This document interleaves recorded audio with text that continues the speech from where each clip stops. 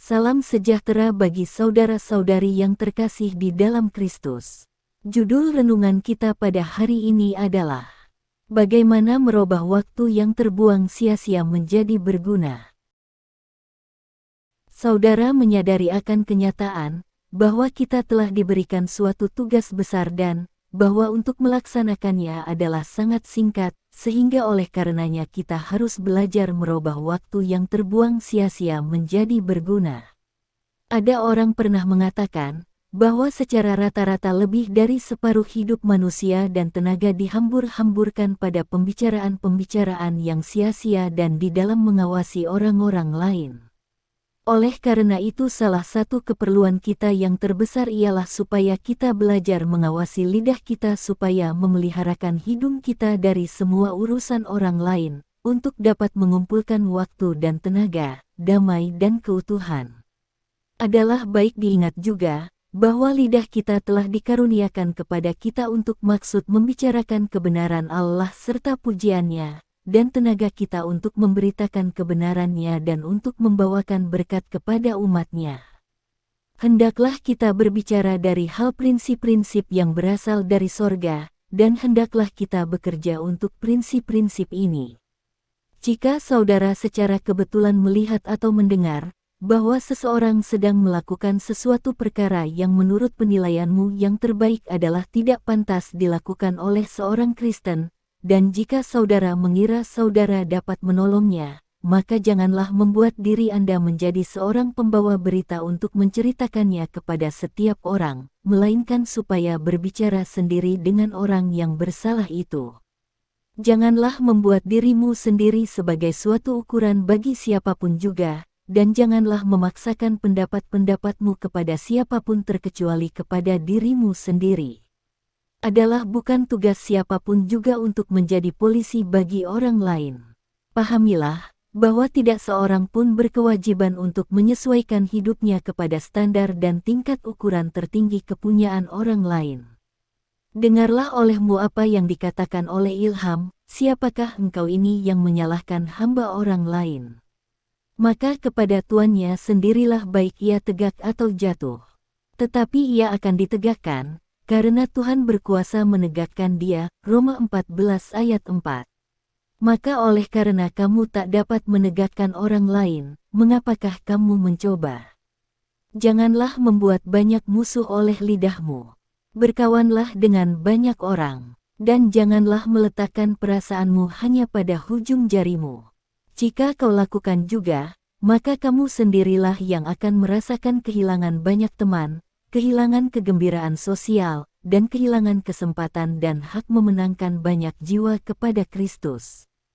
Janganlah mengakhiri sesuatu hari pun tanpa adanya sesuatu nilai baik yang akan dapat dicatat di belakang namamu pada halaman buku surga.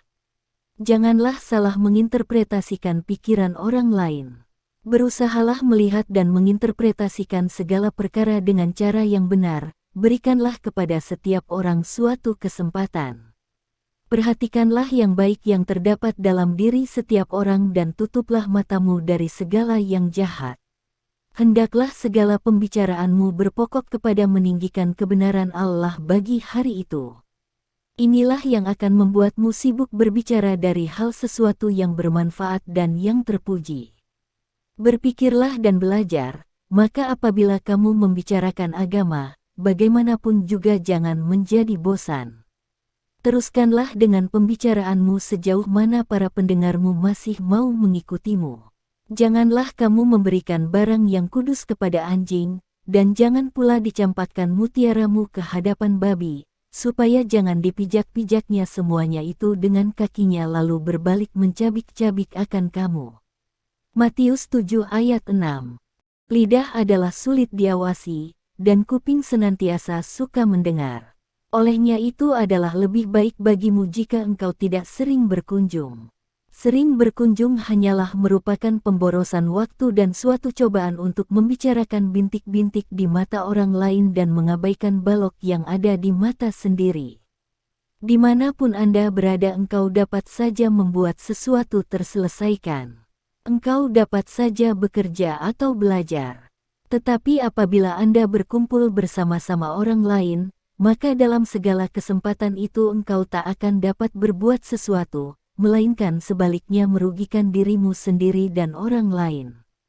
Sekaranglah waktunya untuk menyelidiki dan belajar kebenaran itu bagi zaman ini, untuk memperoleh bagaimana caranya memberikan pelajaran dan bagaimana caranya menjawab pertanyaan-pertanyaan dengan mudah dan sederhana, tanpa harus pergi menyelidiki banyak catatan sejarah ataupun sejarah kehidupan orang-orang. Maka jika Anda telah bertekad untuk berjalan dengan Allah pada setiap hari dan menyelidiki kehendak-Nya terhadap semua tugasmu sendiri, bukan tugas orang lain, maka Anda akan menemukannya dengan limpah untuk membuatmu sibuk dan terhindar dari kejahatan. Ingatlah juga, bahwa Anda adalah seorang calon bagi buah-buah pertama itu, untuk menjadi salah seorang yang akan bersama-sama dengan atau salah seorang dari mereka yang 144.000 itu, agar supaya Anda didapati dengan tiada tipu di dalam mulut. Wahyu 14 ayat 5. Perbandingkanlah semua kata-katamu dengan peraturan keemasan. Jika Anda ingin berbuat kepada orang lain sesuai apa yang Anda ingin dibuat orang kepadamu, maka Anda tidak akan banyak terganggu, Anda akan mendapatkan lebih banyak kegembiraan di dalam hidup, mendapatkan banyak teman di sekelilingmu, dan mendapatkan tangkai-tangkai gandum yang indah-indah bagi lumbung sorga. Terima kasih, kiranya Tuhan memberkati. Tetap semangat, salam sehat.